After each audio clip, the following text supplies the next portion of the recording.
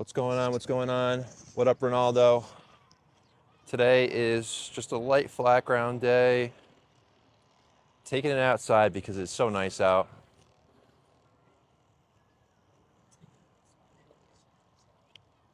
Doing my same warm up I always do. Probably just gonna throw some splitters, two seam, just flat ground. Maybe go out to 90 feet. You know, nothing crazy. Just like a catch play. Tomorrow's gonna be a long toss, kind of like max intent day uh, from long toss, but no radar gun.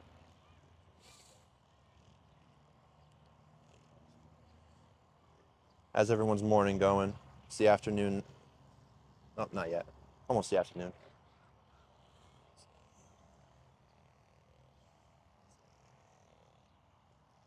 What up, John?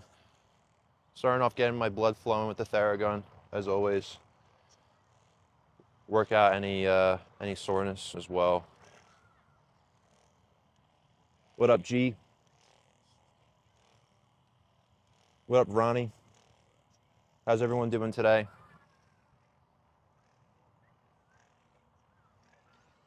Great day to be outside.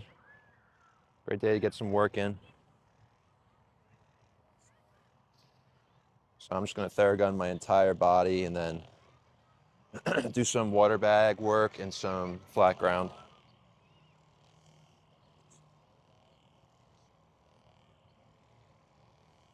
If you have any questions about my training,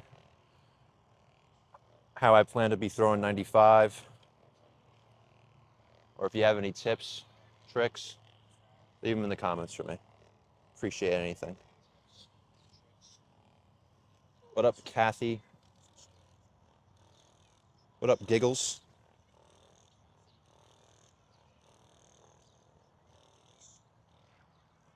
If you view my page, you can see all my workouts, what I do typically for throwing, bullpens. Let me know if you have any questions on my training. And if you go to roadto95.com, you can see my entire journey, my story, where I've come from. And if you're interested, you can also book remote or in-person training. What up, Brandon? So I'm just Theragunning my entire body. I like to just do a full body soft tissue, get the blood flowing, activate all my muscles, wake everything up, get a little bit loose, and then I'll go into some active movements. I'll never static stretch. What up, Chase? How's everyone doing this morning? Greg, what's up?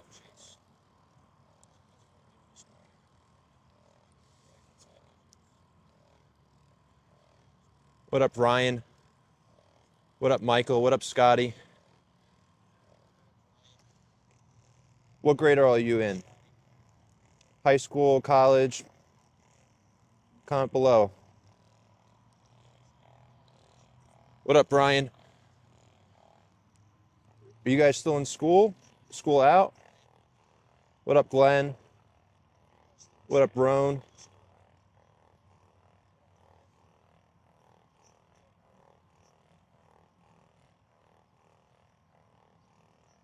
What up, Kyle?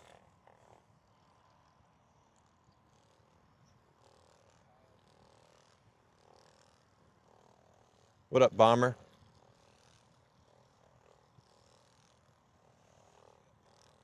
What up, Raymond? What up, Chris? What up, John? What up, Texas? What up, Jose? What up, Steve? What do you guys do to warm up before you throw?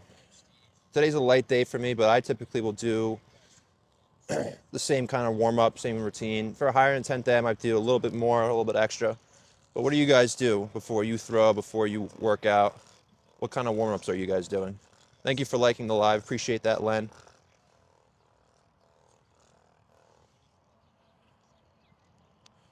One thing that I love to release, which you can do with a lacrosse ball, is the psoas muscle here.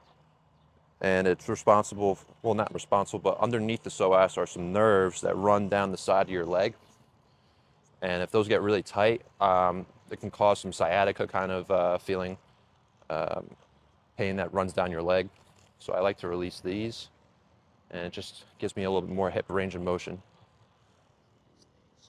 What up, Sean? What up, Brady? If you don't have a Theragun, you can get, one of the cheap, obviously, massage guns. They work just fine. They just might not last as long as the Theragun will. Theragun's definitely a more durable unit, and a little bit more powerful. And then you can also just use a lacrosse ball or a foam roller for most of this. I just prefer the Theragun. I like that I can target certain areas a lot easier. What up, Mare?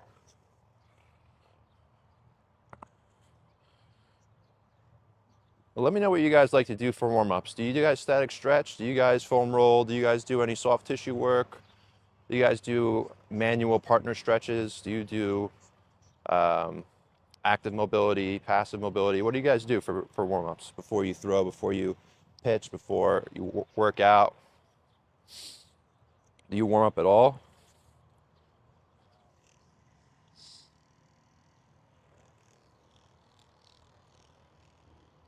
Activate the core a little bit here and the obliques.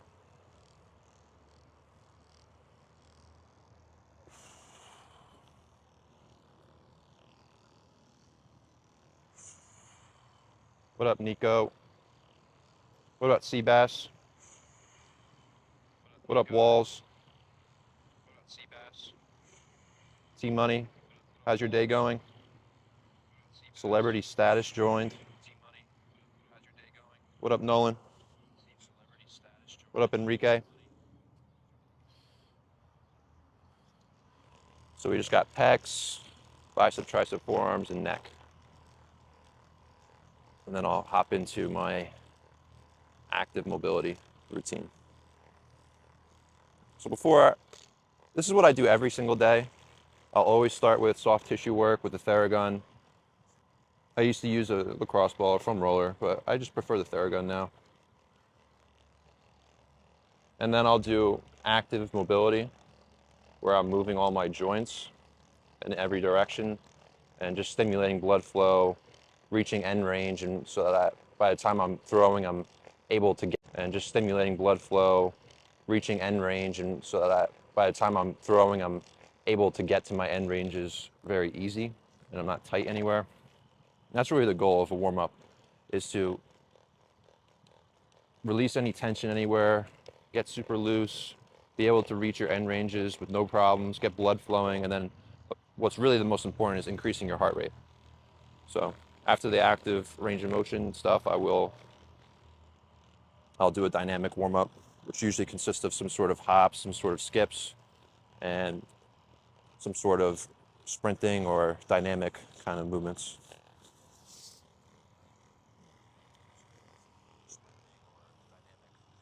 What up, Fim? What up, Maddox? What up, Gunner? What up, T-Dog?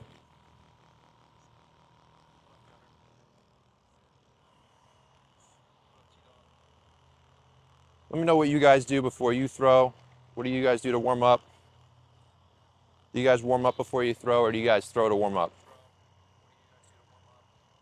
I really hope you don't throw to warm up, because that's not too good.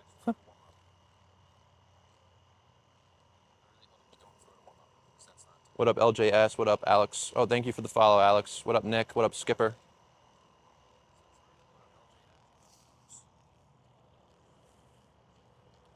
All right, just the neck here, and then we're gonna move on to my hip mobility routine. Just lower extremity.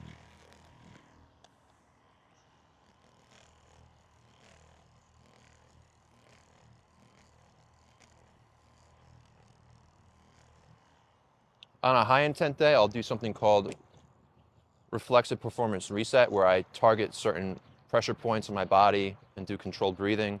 But since today's a lighter day, I don't typically do that. I'll do that tomorrow, though, for my long toss session.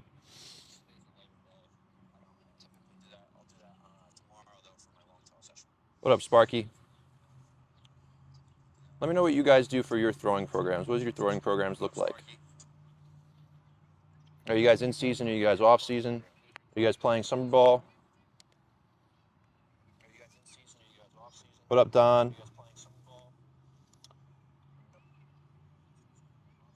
What does your training look like?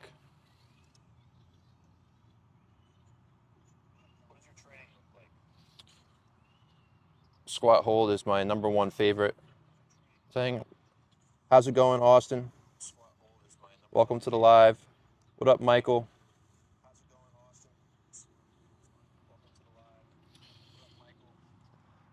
Sitting in a squat is something that people just need to be doing more in general. From a primal aspect, our ancestors used to just sit in a squat and pick berries off bushes, and they used to have a lot better hip range of motion. A lot of us will sit in a chair all day, especially if you're in school or you're working a desk job. You'll be sitting in a chair all day. Getting into a deep squat and being able to hold this for, I can literally sit here for as long as I possibly can, for as long as I want to, I should say. Being able to do this means that you have good hip strength, hip mobility. And if you can't, it's something you definitely need to work on. What up, Mac? What up, Caden? All right, so after a minute sitting there, it's just the ground. If the ground's soaking wet, I won't do this, but this ground feels good today. Some straight leg raises, seated leg raises. Now I'm just trying to work the hips, knees, and ankles in all directions. Getting all my lower extremities fired up, even though it's a low intensity day. Out, in, out, in. And this stuff I do every single day. I think for the last at least like 3 years, not this exact routine, but some sort of hip, spine, and shoulder routine every single day for the last like 2 to 3 years I've been doing. It's definitely evolved over the last 2-3 years. And there are some days where I'll include other things that I won't include today, but I'm always doing some sort of hip, spine, and shoulder movement routine. And I prefer to do it outside as well. What up, Eric?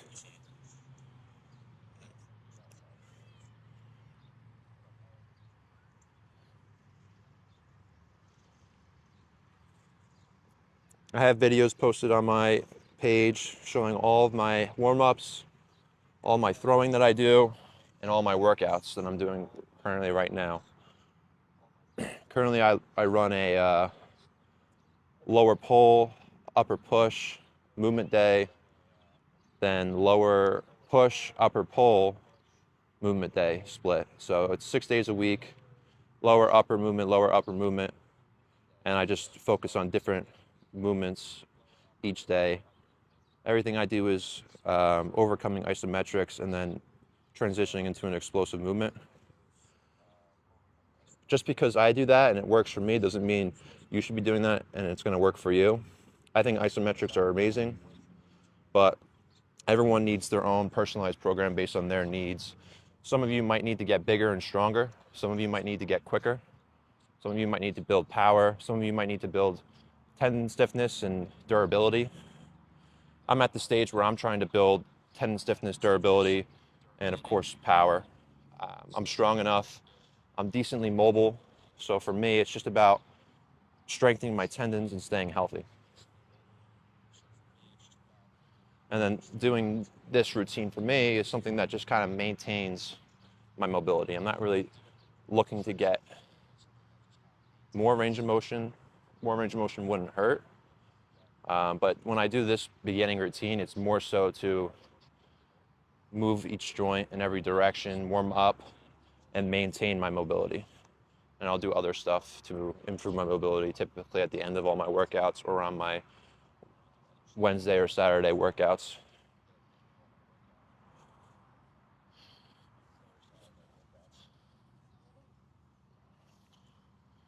What up, Chase? If you have any questions about my training, comment them down below. I'd love to hear what you guys think about my training. Love to hear what you guys do for training, what you would do for a warm-up.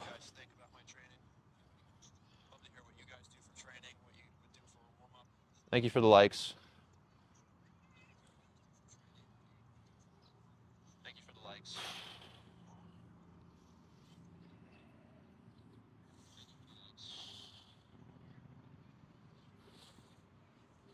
So today's just going to be a nice flat ground day, nothing crazy. Low to medium intent. So like sub 80 miles an hour and like a medium to low volumes, like maybe like 50 to 60 throws max. Gonna throw some splitters, gonna throw 2-seam sinkers, and that's about it. Pretty simple day today. And then in the gym I have lower pull, or sorry, lower push. How many days a week should I be doing mobility work? See, that's something, Chase, that is completely dependent on your personal needs. You would need to have a mobility screening done to test all your ranges of motion and determine whether you're a hypermobile person or someone who's very tight or somewhere in between. And then that will determine whether or not you should be doing mobility work every day. I think doing some sort of movement where you're getting to your end ranges and maintaining is crucial to do, but whether or not you should be doing it every day should be individualized. So it's hard for me to tell you yes you should or no you shouldn't because I don't know the kind of mover that you are. But in general, yes, doing some sort of mobility work every day is very beneficial. I think that what I've developed with my hip, spine, and shoulder movement routine is like bare minimum of what you should be doing every day, and then building off that to then improve mobility. Because this is what I do here is to more warm up and maintain mobility, not to improve it.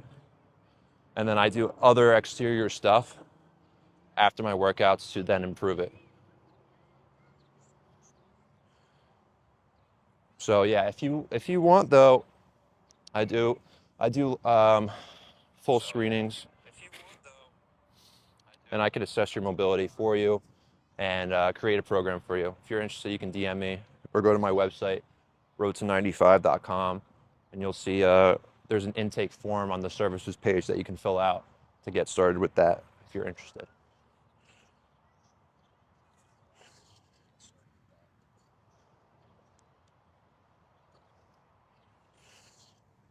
But these movements I think are very good. I like to move my spine in all directions, my hips in all directions, knees and ankles, shoulders, elbow, wrists. Just move everything in all directions, you know, dedicated once a day. Just dedicated movement in all directions at least once a day. I think it's very beneficial.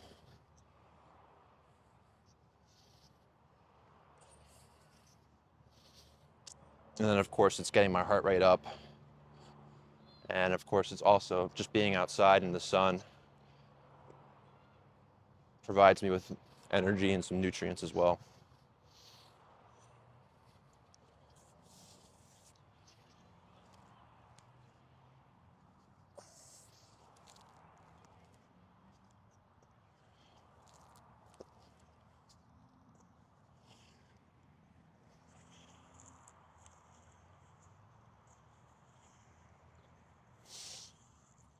Moving on to my favorite exercise that definitely everyone should be doing. Just like hip shoulder separations. So I'm not moving my upper body. I'm just letting the hips drive all the movement. So being able to feel your hips move independently of your upper body is extremely helpful. And just doing this, you know, I get a couple of cracks in my back, feels good. But I like to be able to train the proprioception of moving my hips independently of my upper body. And I do this every single day, for sure.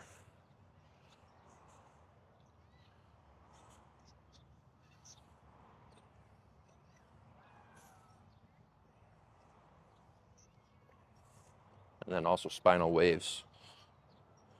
Moving my spine in a very dynamic way. Being able to control each part of my spine and move it in all directions.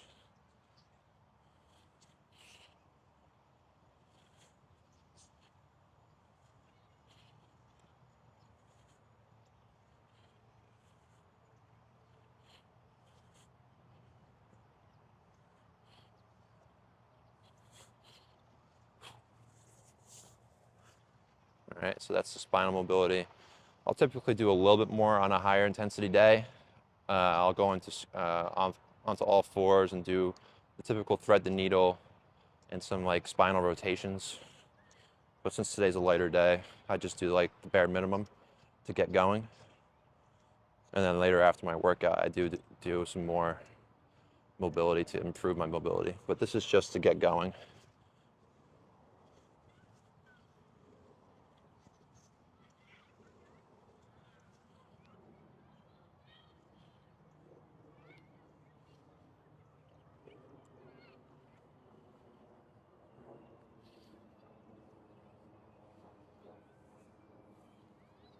So today I'm going to be doing, so this is my full like shoulder movement routine.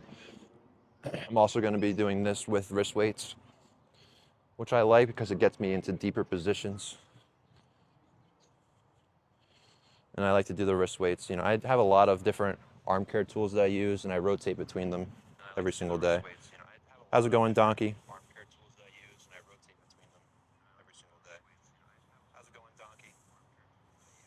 Appreciate the likes.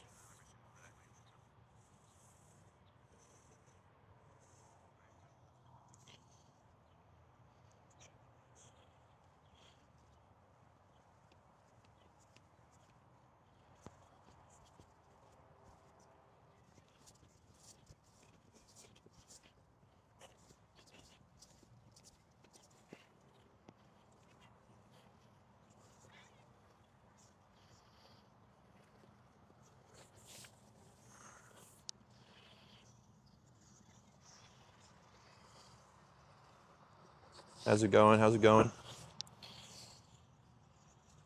Gonna move into my wrist weight routine now. I use the wrist weights probably like once a week.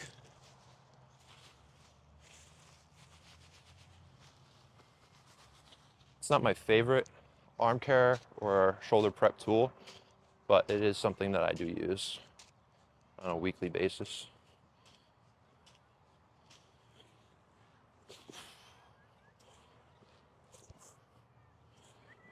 That just lets me get into deeper positions that I wouldn't normally be able to get into without the extra weight.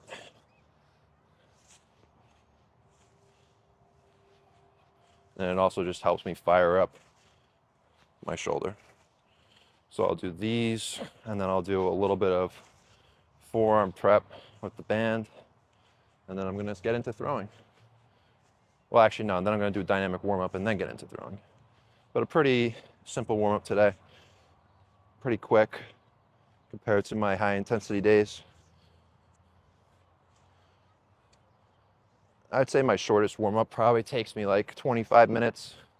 Actually, probably more like 35 minutes because the Theragun takes like 10 every day. And then my longest warm-ups will take me closer to like 50 to an hour.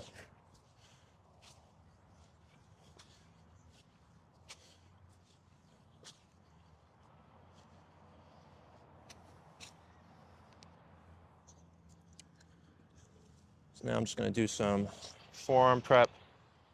What up, Pieho? What up, Ethan? How's everyone doing today? If you have any questions at all about my training, leave them down below. Be happy to answer any questions. If you have any comments or suggestions about my training, let me know as well. I always love a good criticism.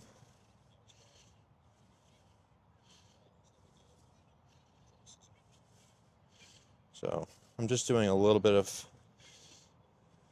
wrist curls, forward and back, and then some deviations and some rotations.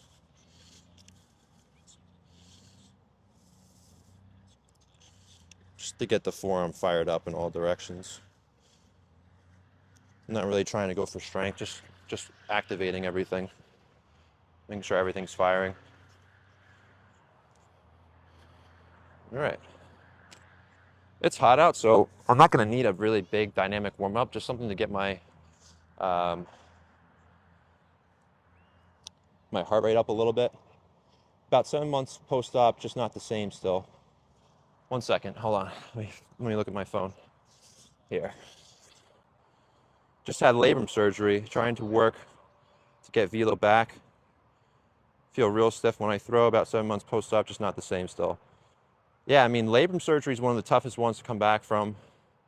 There's a lot more research in there nowadays than there used to be. But 7 months post-op, definitely you're not going to be the same after that. For advice, I mean, I would just say to keep grinding, you know? You're not going to feel the same for a long time. I mean, I had Tommy John surgery. It took me over a year to feel good and get back to, you know, where I was before the surgery. The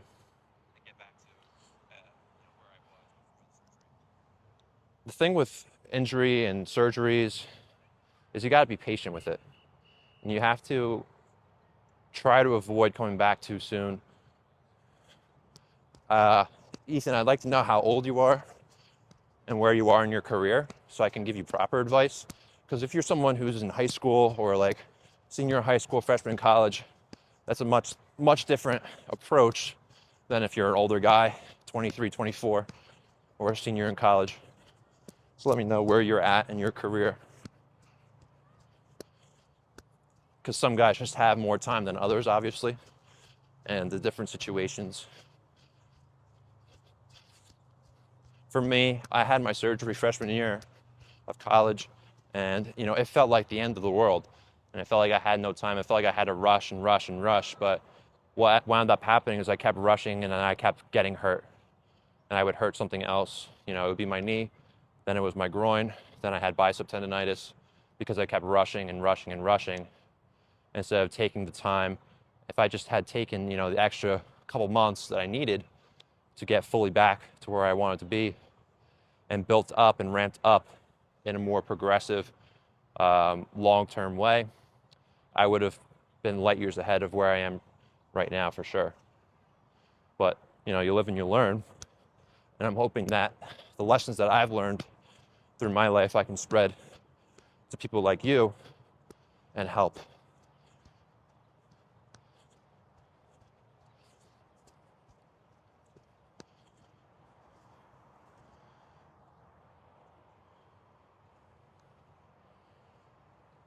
'22, 6'4", 190, trying to play for a university when healed. Had JUCO offers, top 89. Yeah, so my advice to you would be way different than someone who's in high school, freshman in college. You know, this is the summer. That's it. For you, Ethan, this is the summer where you need to be. So first question I want to ask you is, do you still have pain in your shoulder? How is that? Is it a mental thing where you just don't feel the same? Or is it, my shoulder is still barking, I'm still recovering from the surgery kind of deal? And what kind of surgery was it? Was this like a full tear, or was it like more like a repair? Let me know that as well.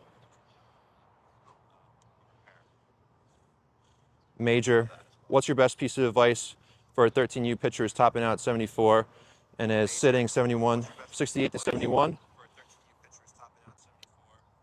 For you, Major, my best advice would be to get into the gym. I think at 13 years old, throwing 74 miles an hour, 68 to 71 sitting is excellent. I think you're in an awesome spot to progress and be a 90-mile-an-hour thrower by the time you graduate high school. But it starts by getting in the gym, eating right, sleeping right, and just having a good work ethic, and also time management. So now is the time for you to not play summer ball, not play fall ball, only play your spring season, and use the summer and fall months to train, improve, get stronger, get bigger, so that you can perform well in your spring seasons. The two most important seasons for someone who's young and wants to play college baseball is your sophomore summer and junior summer. Those are the two most important seasons because those are the times where you're going to get looked at. Leading up to those, you need to be in the gym. You need to be, you need to treat the spring like practice, and then build off of the spring and work on what you need to work on in the summer. That's my 2 cents as for someone who's 13.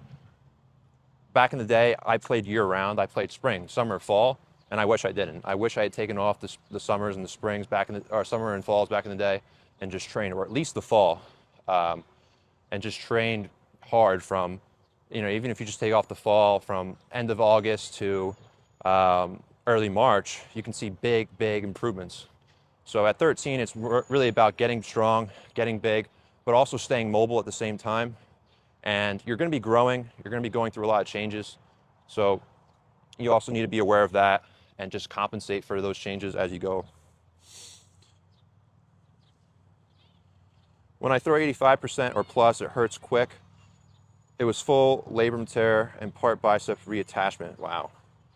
Was a 4-hour surgery. Any tips to start doing to get better faster? One moment, guys.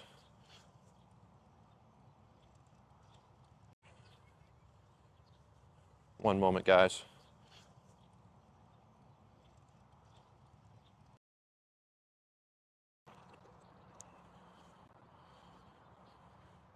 All right, we're back.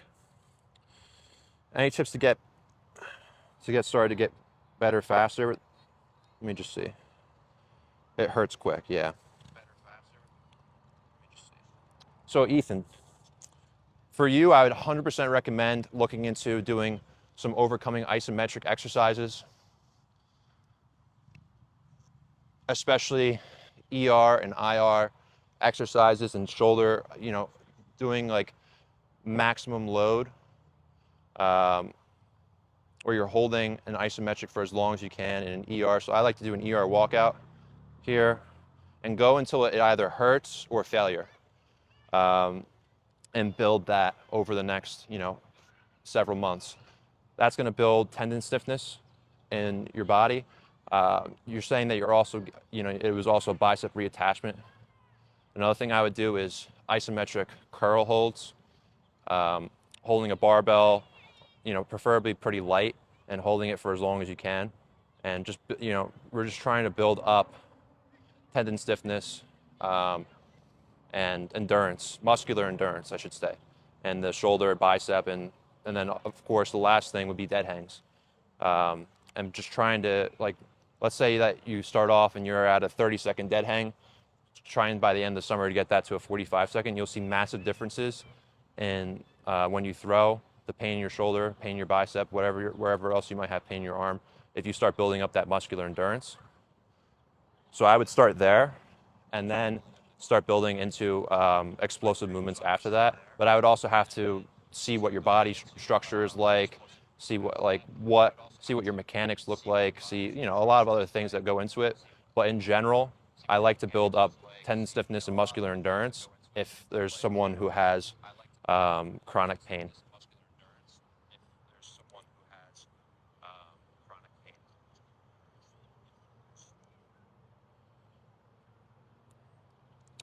Lifting wise, like what part of the body should I be trying to lift for? Major, absolutely. You should be focusing on all parts of your body. There's not really one part of your body that you want to develop more than the other. You really want to, see what you can do. And a good thing for someone your age is to start basic and just go from the ground up. All right, what can I do to build my calf strength? What can I do to build quad and hamstring strength? What can I do to build core strength, pec strength, lat strength, arm strength, forearm strength? And just building up the chain like that, and just thinking about what can I do to improve everything, because everything in your body is a working part, and everything's moving, and everything is involved in the pitching delivery. So you want to get better at everything, especially at a young age. And then as you get older, you'll start getting more specific into things and focusing on smaller muscles and getting quicker, etc. But for you, it's more about getting stronger.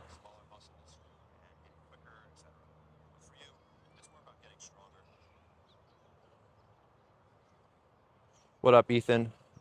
Let me come train. I'm trying to walk on JUCO. What JUCO are you trying to walk on to? Are you in New Jersey? I do in-person training. I'm gonna set up my net now and start throwing. Let me know if you guys have any other questions.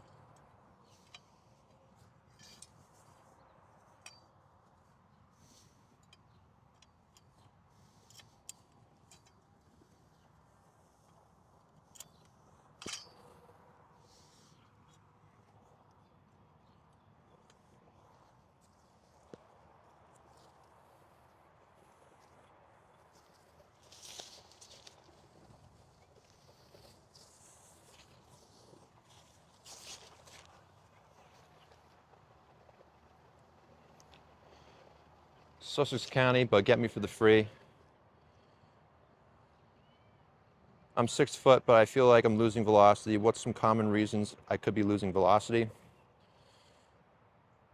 Common reasons you could be losing velocity is workload, and not having a structured program that um, allows you to recover in the proper way.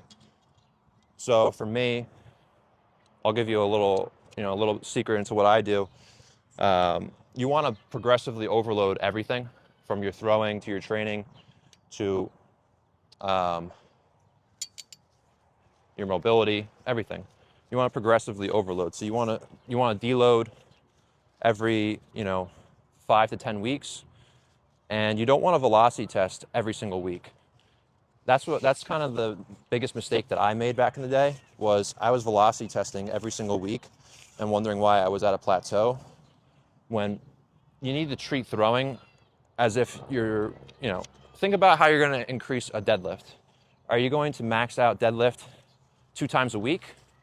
Or are you going to max out your deadlift? I hope you're not going to max out your deadlift 2 times a week, but the optimal way to improve max deadlift would be every 6 to 8 weeks, you test your max. And once you get to your max, you go back down to about 75% of your max and build up over a 6 to 8 week program, and then test your 1 rep max again. So treat pitching the same way, where you're starting off at a low intensity, you're working on your mechanics, you're feeling your body moving in a controlled way, and then week by week you're building up. I like to break up my throwing into 5-week cycles. So what I'll do is I'll start at base, and my whole week will just be low intensity. I'll be doing water bag stuff. I'll be doing very light tossing, low volume. And then the next week, I'll add in 2 medium days to that. And then the next week, I'll add in 2 high effort days to that. So now I have a low, medium, and high effort day, low, medium, high. And then I build up and up, and at the end of 5 weeks, I test my velocity. And then I go back down and deload. And that's what the cycle should be if you're in the off season. So you want to progressively overload and not just be testing velocity, testing velocity, testing velocity, which I think most people are doing, when in reality they should be splitting it up. It's really going to cause more harm if you're testing velocity, max velocity, super frequently.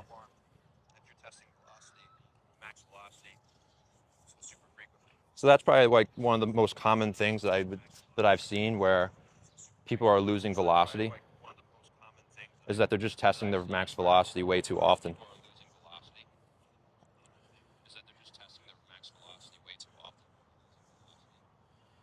What kind of angle do I want to go here? Let's start from behind.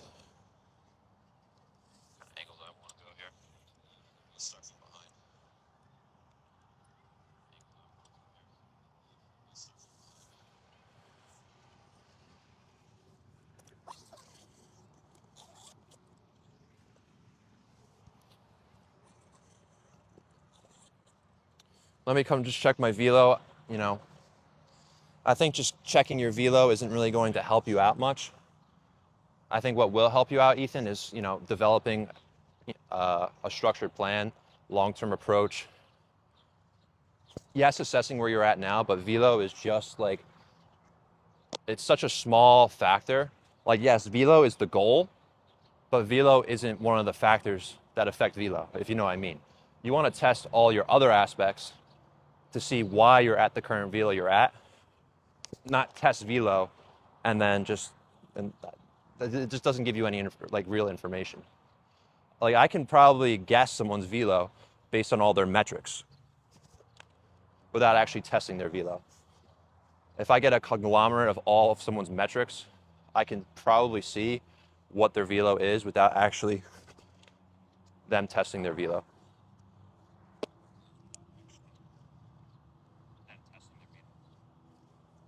Thank you for liking the live. I appreciate it. Welcome in if you're new here. We're just having a light, kind of flat ground day. Let me actually put the weights on this. Just gonna throw all sinkers and some splitters, and just kind of prep my arm for tomorrow, which is going to be a max intent long toss day. No radar gun, but you know, I'm going to be throwing as hard as I can for sure. There we go. Let me know if you have any questions about your training, my training, or anything at all. Love to have a conversation. Everything I say isn't absolute either. You know, I'm just stating my opinions and what I know based on, you know, facts that I've studied. But what I'm saying here isn't end all be all. You know, I come from a very humble place where, you know, I like to express what I think works, but I also understand that it might not be the 100% most optimal thing. There are some things that I know for a fact will work for 100% of people. But that's the other thing, is that unless I know all your metrics, unless I know your range of motion, your body composition, what you're eating, how you're sleeping, what are you doing for mental preparation, what are your mechanics, it's going to be hard for me to give you the best advice possible for you, but the general advice may still apply. So ask your questions, and if you want to really level up, you can send me a DM or visit my website, roadto95.com.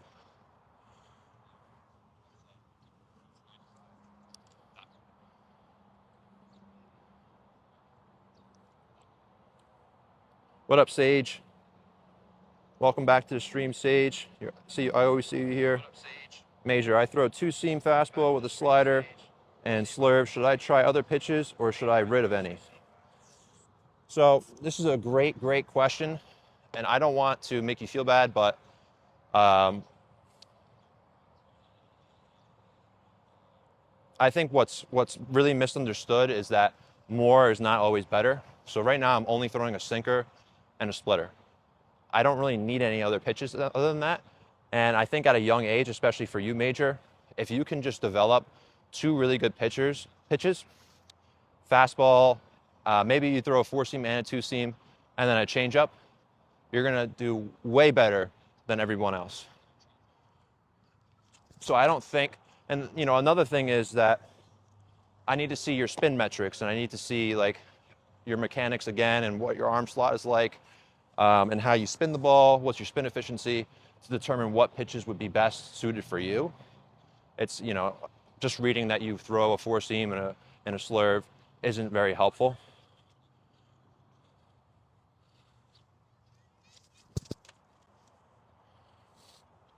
But best advice for that is just pick 2 pitches and get really, really good. Master those 2 pitches. Like, until you're dotting a fastball anywhere you want, you shouldn't even really be throwing off speed. There's no reason to.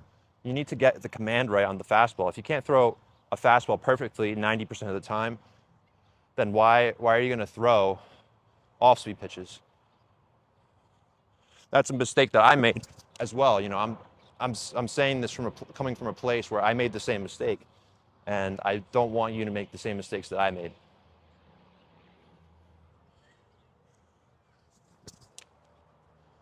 All right.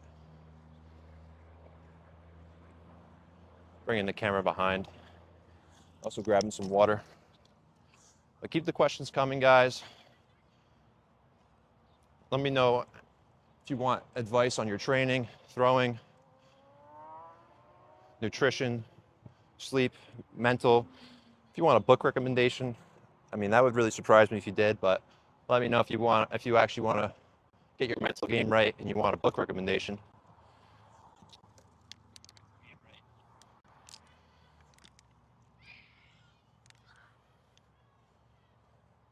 What up, Wyatt?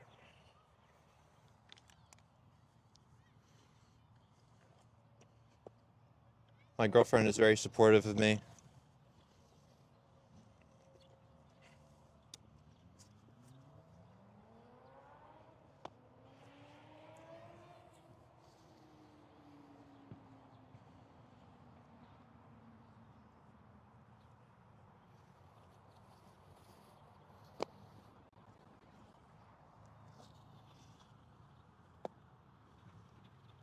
What up, David?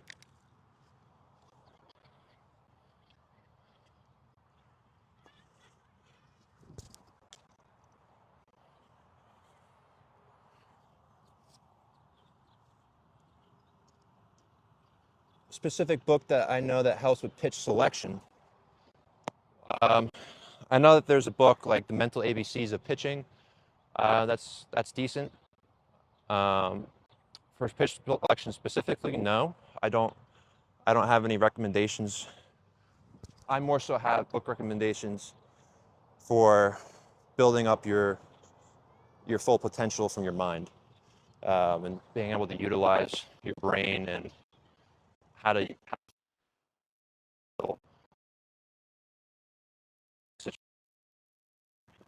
with a positive attitude. I think there's a lot of value in those books. But I think that there's like Mental ABCs of Pitching. That might be a book that does talk about pitch selection. I don't know if that's the title, but it's something like that.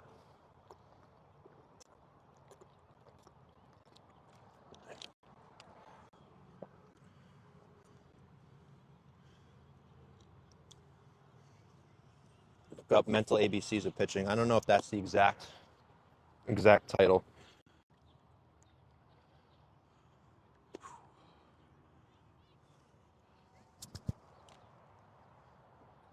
So today it's just a nice flat ground, little catch play. Gonna throw some splitters. Splitter.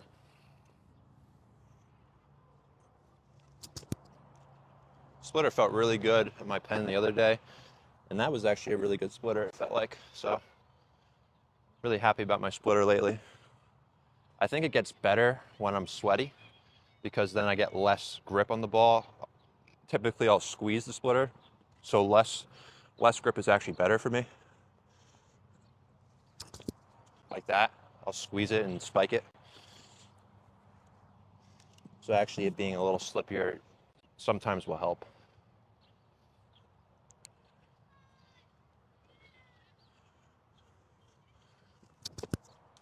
Nice splitter.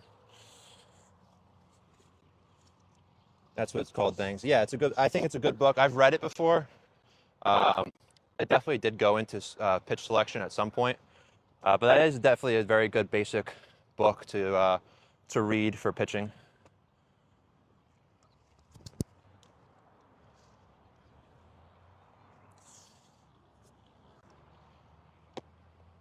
And I just think that reading in general, whatever material you do read, is very good to train your brain. So it's awesome that you do want to read a book. It's a very underrated skill.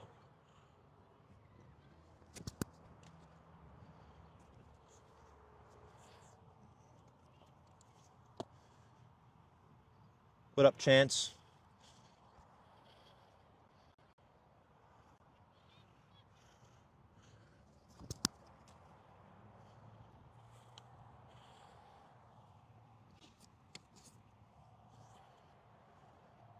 I'm gonna go back to the splitters.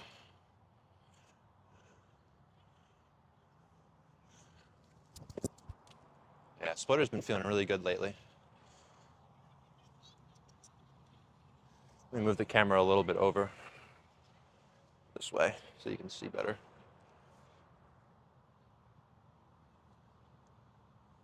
What up, Thomas?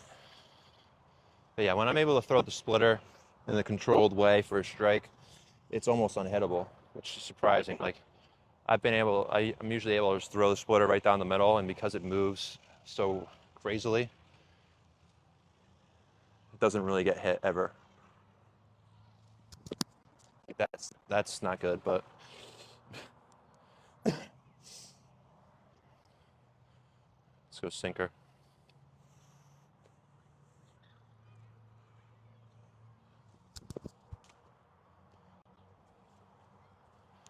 Throw a splitter off the sinker.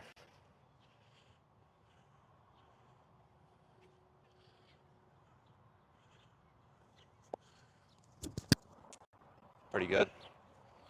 Cut a little bit, which I don't mind. What up, DJ? Splitter.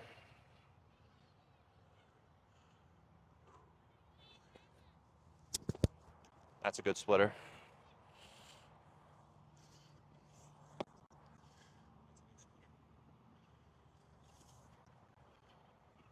Sinker.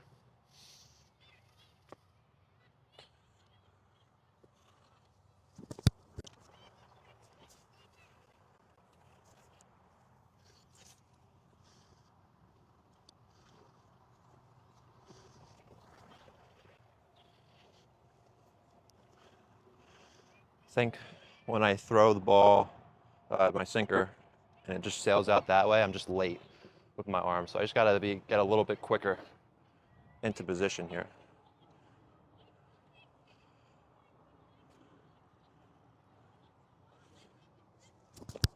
Yeah, definitely. Definitely just late with the arm when I sail the ball. Last ball in the bucket, and then I'm just gonna pick up like 10 more, throw 10 more, and be done for today. Let's do a splitter. Look at this ball.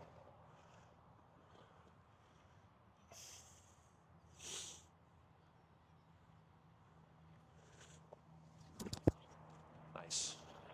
It's a good splitter. All right, let me pick up about 10 balls or so.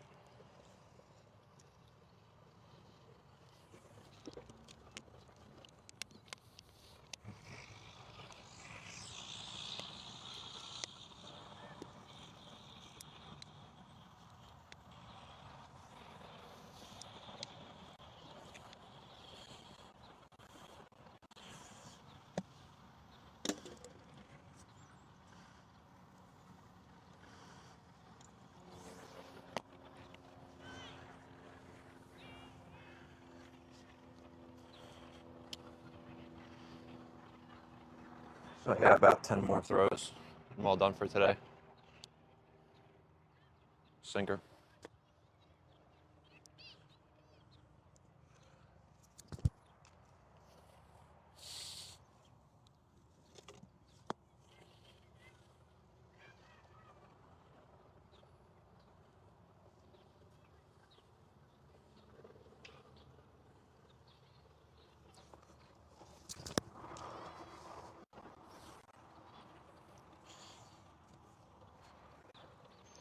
Splitter.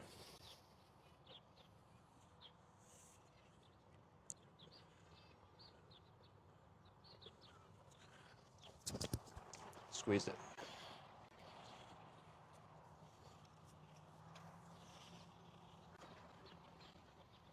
Splitter.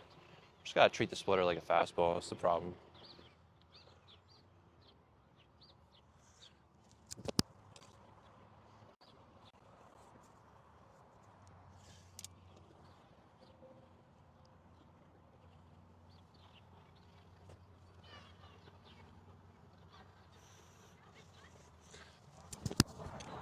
That's a good splitter.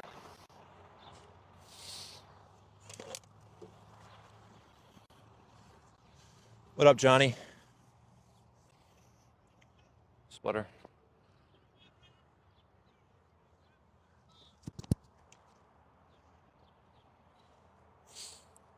Splitter cut a little bit. It's not bad. Elijah, what's going on?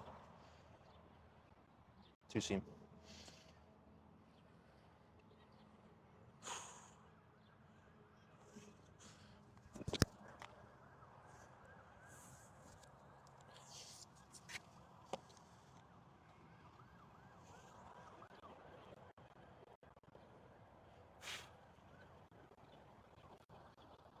Thank you, Elijah. Appreciate that. Anything that you see particularly from my early videos to now? Splitter. But yeah, that my command was really bad. My first pen, that's for sure. But now that I'm focusing a little bit more on command, it's definitely improving. Nice splitter. And with that comes good body awareness as well. Let me go back and look. Thank you, Elijah. Appreciate it. I love any feedback, any advice that you might have for my pitching. I'm always open to learn, always open to have a conversation. Some things I might agree with, some things I might not agree with. But, you know, I'm always open to learn and always open to new ideas.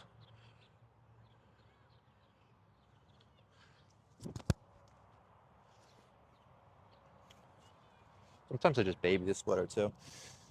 But I appreciate that a lot, Elijah. Got about 5 throws left. Sinker.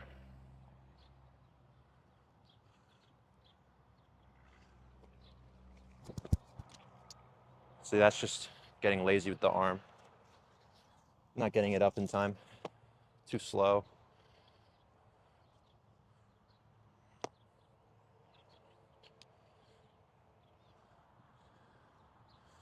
Yeah, so I have 3 left. So I'm going to go 2 splitters and then end with the sinker. Getting really comfortable with the splitter now, which is great.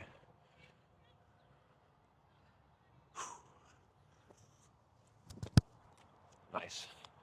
Yeah, splitter's feeling really good. I'd say in about, probably by August, maybe mid-July, I'll be ready for some live batters. So like 6 to 10 weeks. So like 2 more cycles. Next week is going to be a velo day. And then probably at the end of the next cycle, maybe some live batters.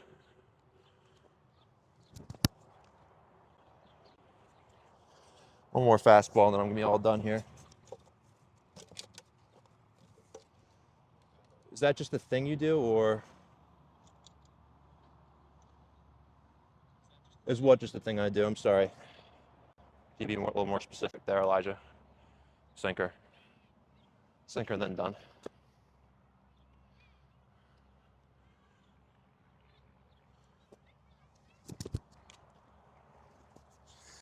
All done. Even though that sinker, I got underneath it again.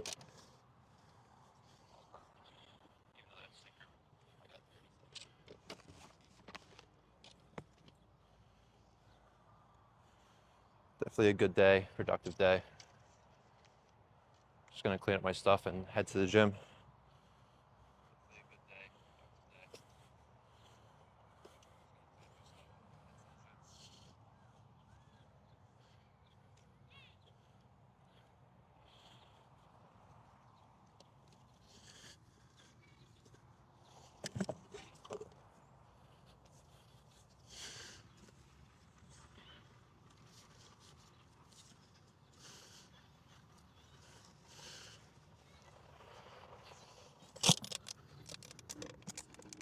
Seem to have more control when you tap your front foot, it seems like. Now, I'm not pro at pitching. I don't even play baseball, but I want to. Tap my front foot. Let's see. When you tap your front foot. I'm sorry, Elijah. I really want to understand what exactly you're referencing. What's going on, Nick? What exactly you're referencing? So tap my front foot. So do you mean like when I go like that with the glove on follow through, or is it more, or you mean like when I tap here and then go? So tap my front foot. So do you mean like when I go like that with the glove on follow through, or is it more, or you mean like when I tap here and then go? Okay, I think I understand what you're saying. I think it's just more like a timing mechanism. So it's just go, maybe, to try to be on time.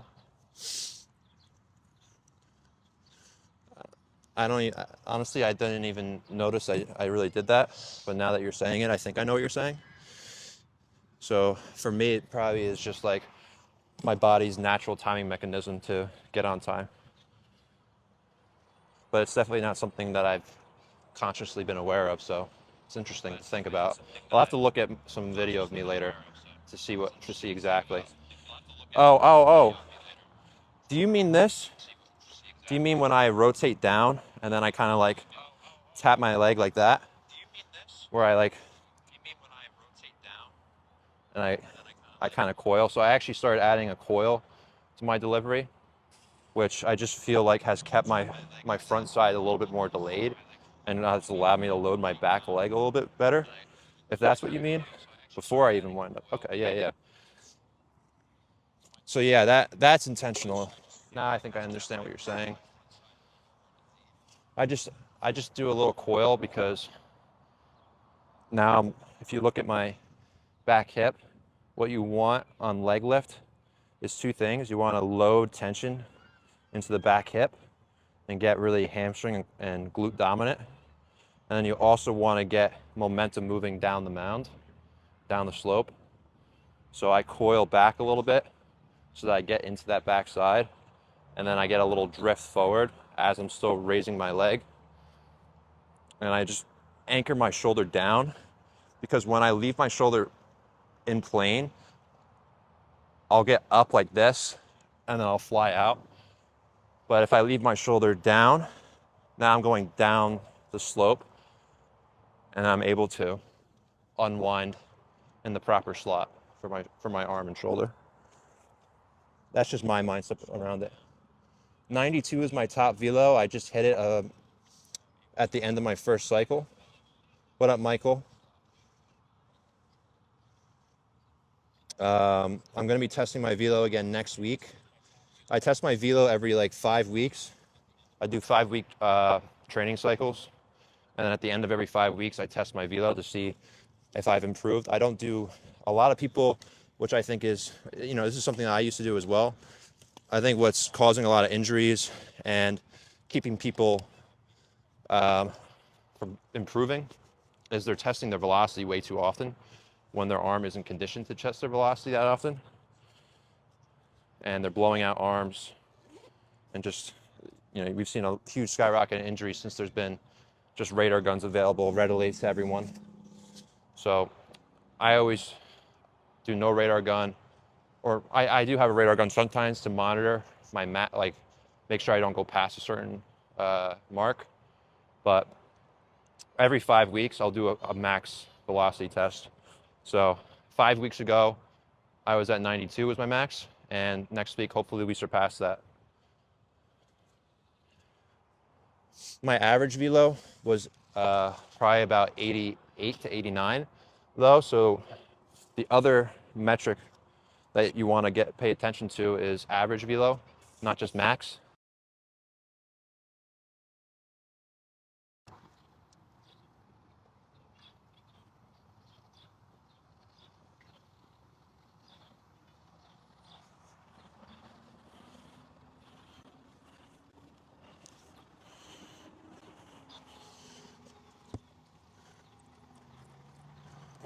Sorry guys, my TikTok thought that I was inactive because I haven't touched my phone in a while, so it just ended my live due to inactivity, which is interesting.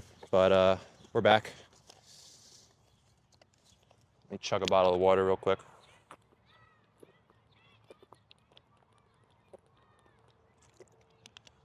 If you have any questions, now's the best time to ask them.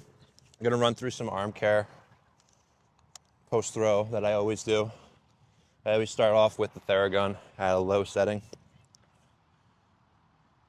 I know, Ethan. I know. Let's get back up to 600 likes. That would be great. That stinks. Thank you for liking the live. You sent me a rose. Oh my God, Michael. Thank you so much. You guys don't have to. I appreciate if you like it. You definitely do not have to send me a rose. I don't know. I don't really know how that works. But if you're sending me any form of money, you do not have to do that. I appreciate anything at all, but you definitely do not have to. What I appreciate even more is if you shared the live, liked the live, and if you comment and have a conversation.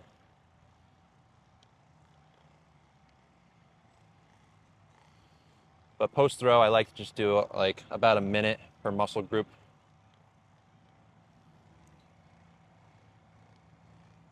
With the Theragun.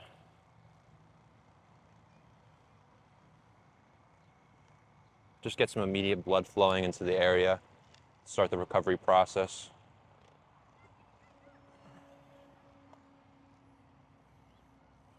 What up, Jimbo? What up, Gordon? Let me know if the live's working well. It's kind of glitching for me. Did I play in high school? Yes, I did. I played at Pompton Lakes High School in New Jersey, and I played in college as well. I played at University of the Sciences in Philadelphia, which doesn't exist anymore. They merged with St. Joe's. Thank you, Ethan, for confirming the live is working. On this device here, it's like freezing every 2 seconds, so I just can't really tell. What up, Wayne?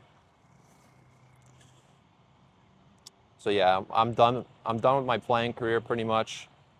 Um, Maybe in the future, a year from now, if I feel like I'm in a good enough place, I might try to play professionally. But I'm really more passionate about coaching and teaching people and to try to avoid the mistakes that I made throughout my career, which was like thousands of mistakes. That if I had made different choices throughout my career, I'd be in a much different place.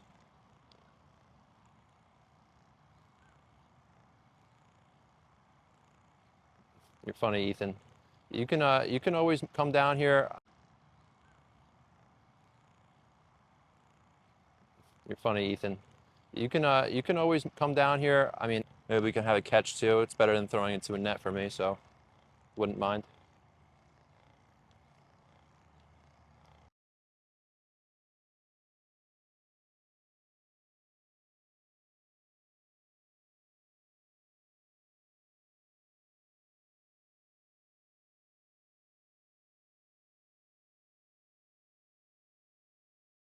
It's better than throwing into a net for me, so wouldn't mind.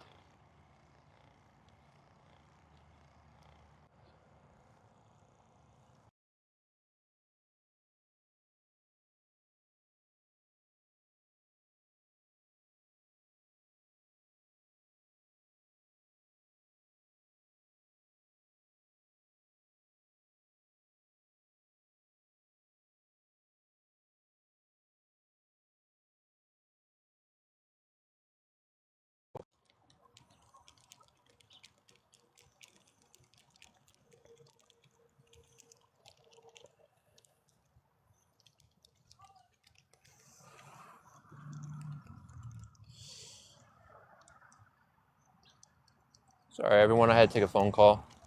I'm back though.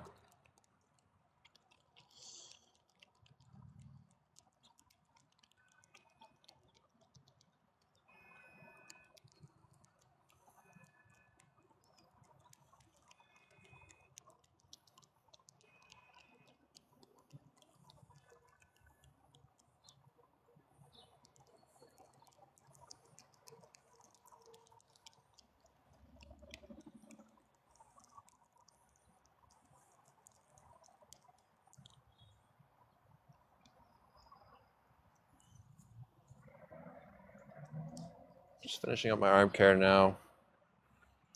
Then I'm gonna go get a workout in. I'm not gonna go live at the gym because I feel like the connection there's so bad that it's not worth it. And there's just so many people, and I don't like getting people on camera when they don't want to be. But if you have any questions right now, you can DM me or you can send them in chat right now before I end this live and go to the gym.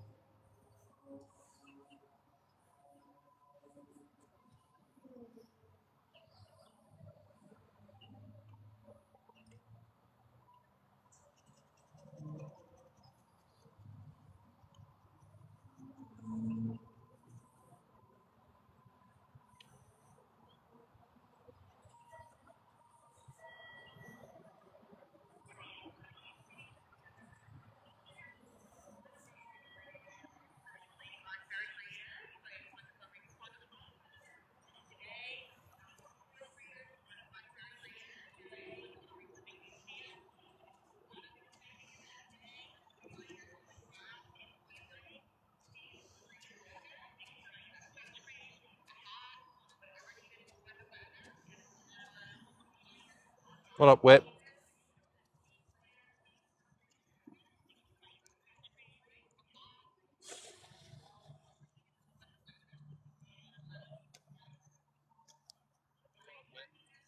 Just finishing my arm care and then cleaning up all my stuff and getting out of here, heading to the gym.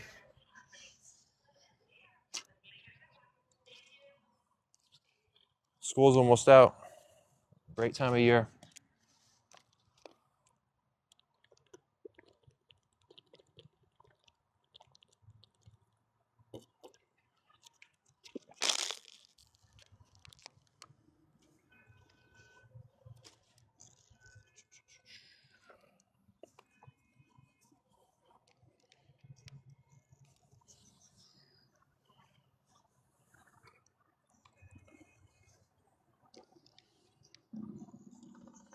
How long does it take every day for me to do everything?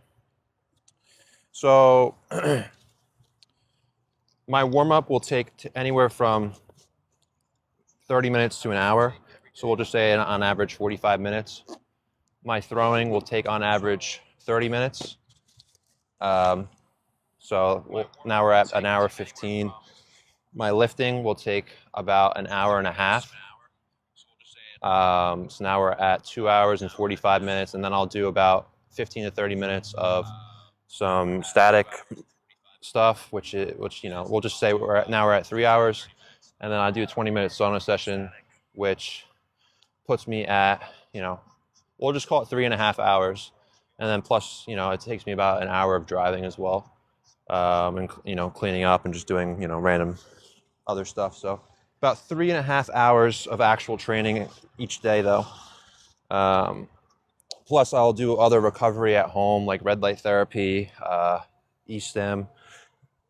I'll do every day. I'll do at least 15 minutes of red light therapy directly on my elbow, and then I might do more red light therapy throughout my body, like on my knee or whatever else, on my shoulder, or just or my back too. I'll do it, and then I also do the stim.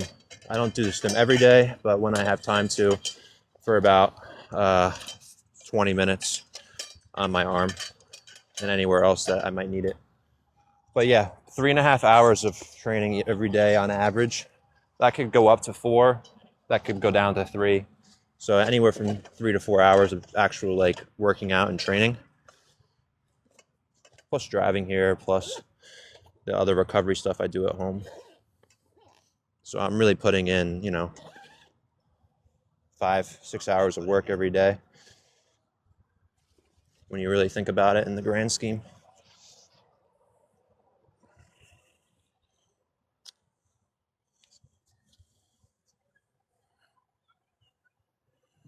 Do I have a coach programming everything? Yes, me. I am the coach programming everything.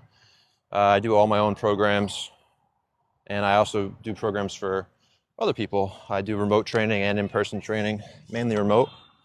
And I write 5-week programs and do 5-week cycles for people, including myself, that are optimal for everything. From for their body composition, their mobility, their current strength, what they need mentally. So everything, I do ultra optimized programs for myself and clients. Also, I've been doing remote for about a year now with Connected Performance. It's amazing. Yeah, remote can definitely be a great thing. Just getting on a program that's tailored to you. The biggest thing is that you shouldn't be doing the stuff that I'm doing, and you shouldn't just be, doing a generic program that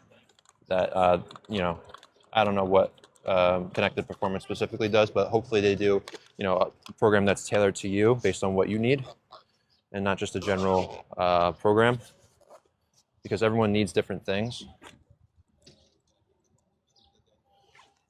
But yeah, just being on a program in general is very helpful, and just having a very structured approach, I think, is critical for improvement. Because if you don't have a plan completely optimized to my needs, yeah, that's great. Good for you. That's exactly what you need.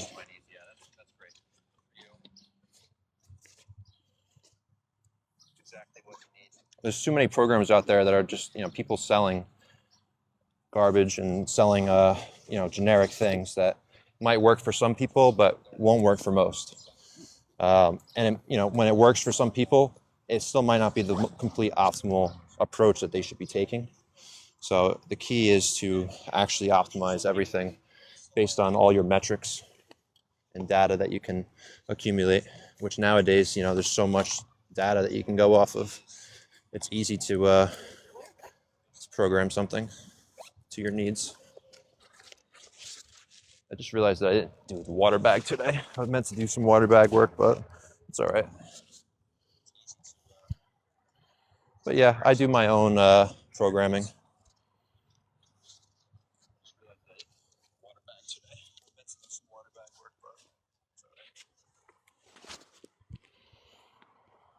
I'm gonna make 2 trips to the car. What up, Sage? I always see Sage in here, pop in and out.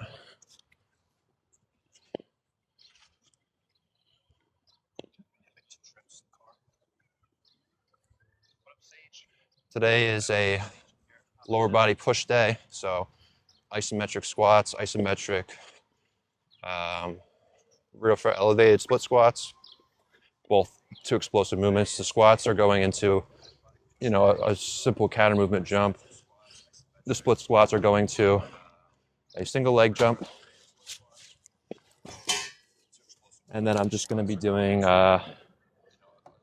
heavy leg extensions to light leg extensions and some hip ER. Looking to go pro? No, I'm really just looking to throw 95, document my journey, and help others do the same. My goal at this point in my career, being 25 years old, is more to help others. I'm past my point where, I can really put my head down and try to go pro, but I'm at the point where I don't enjoy it as much, and I just enjoy helping others way more, and I'd rather do what I enjoy doing more. But I've said this before, maybe in a year, if I'm in a spot where, I change my mind, and I'm in a spot where I feel like I'm good enough to play independent ball, then maybe I will make that leap.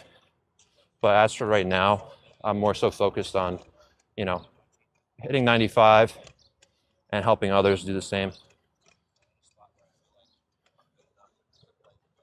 And I get more satisfaction from helping others than helping myself. That's for sure. And I really enjoy it too, so. And I think that's just a principle that I like to follow in life is, not necessarily follow your passion, but if you're gonna do something, at least enjoy doing it.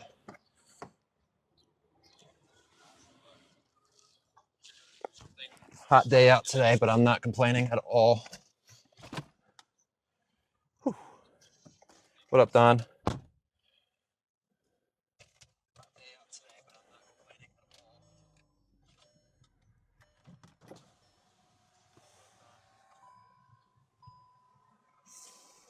Gonna head to the gym now.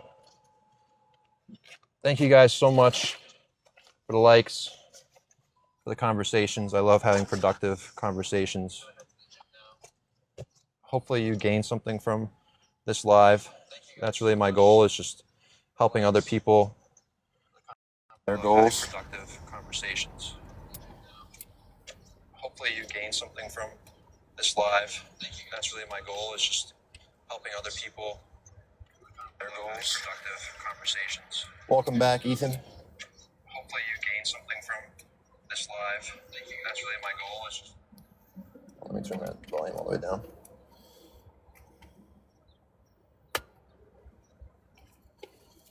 If you guys have any other questions, feel free to DM me on TikTok or Instagram at Road to 95. How do you deal with days where you just don't want to train? To be honest with you, there's never been a day in the last about 2 years where I didn't want to train. It's just part of my nature. I love it. I absolutely love training. It is just part of who I am now. even when I took a year off from playing baseball because I got hurt for like the millionth time, and it was just kind of like, for me, really mentally draining. But even after that, I was still training every day. Never, for the last like 3 years, I'd say there never has been a moment where I was demotivated.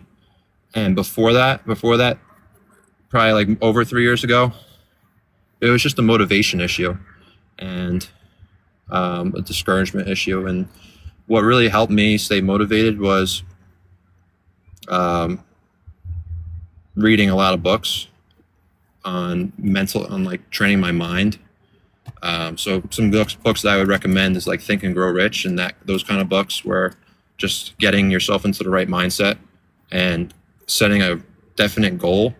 Once you set a definite goal, it becomes really easy to stay consistent with your training because you actually have something that you're pushing towards, which is why I created Road to 95, because my goal is to get to 95, but also to get other people on the road to 95, and hopefully meet a lot of passionate people along the way and help them find their optimal road to 95.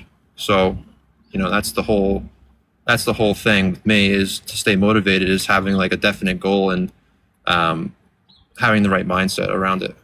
And, I enjoy working out, like I train very hard, and I train to the point of failure and pain, but I enjoy every second of it. I don't know. Some people just don't. You look like Carson Beck. The name is familiar, but I just can't picture who it is. I need to look up Carson Beck. Who's Carson Beck? Hopefully it's someone good looking.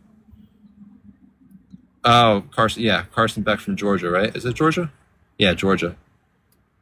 All right, not a bad. I don't know. He's got a big smile. Yeah, I recall Carson Beck now. I remember I had a bet on him to get over 1 rushing yard, and he got because college does a thing where if you get sacked as a QB, you get minus rushing yards, and he had like minus 45 that game. So didn't really work out, but I'm ending the live now. If you have any other questions, feel free to DM me. Appreciate you guys coming out and watching. Always have fun with these lives. Going to keep them up as long as people keep watching. And yeah, I'll see you in the next live, maybe tomorrow. I'm going to be long tossing.